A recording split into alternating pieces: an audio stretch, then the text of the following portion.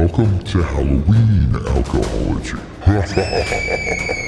I wonder why they call it a cocktail. Yes, I'd like to know more about the Venus vinifera. I'm very interested in the terroir. We talking about 2 carbon, 6 hydrogen, and 1 oxygen atom. We talking about ethyl alcohol. This episode, Chianti. In the movie Silence of the Lambs, Dr. Hannibal Lecter, played by the incomparable Sir Anthony Hopkins, delivers the famous line, "A census taker once tried to test me, and I ate his liver with some fava beans and a nice Chianti."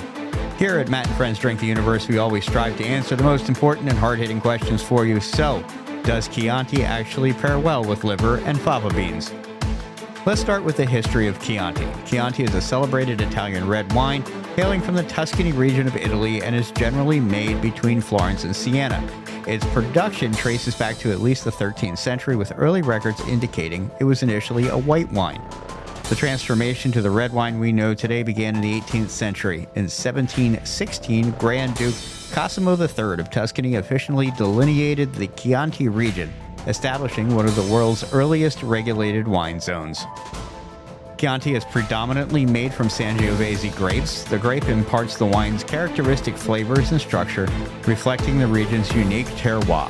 The wine is known for its medium body, bright acidity, and flavors of red fruits like cherry, raspberry, often with hints of violet, herbs, and sometimes earthy and rustic undertones.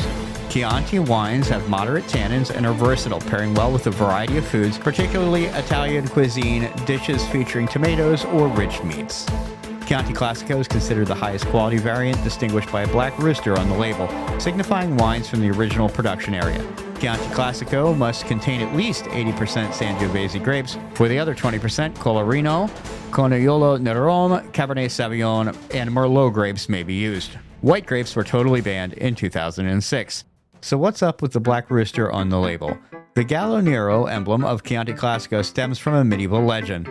To resolve a territorial dispute, Florence and Siena agreed that 2 knights would ride from their respective cities at dawn, signaled by the rooster's crow. The Black Rooster, representing Florence, crowed first, giving the Florentine knight a head start and leading to Florence's dominance in the region. Historically, Chianti was associated with squat bottles enclosed in straw baskets known as a fiasco, not to be confused with what normally happens during my recording sessions. This design protected the wine during transport. While less common today, the fiasco remains a symbol of Chianti's rich heritage. So what became of your lamb, Clarice? No, that's not the right question. Does Chianti actually pair well with fava beans and liver? I'm sorry to tell you, no, it actually doesn't. As a side note, we here at Matt and Friends Drink the Universe do not condone the consumption of human liver or any other human body parts for that matter under any circumstances.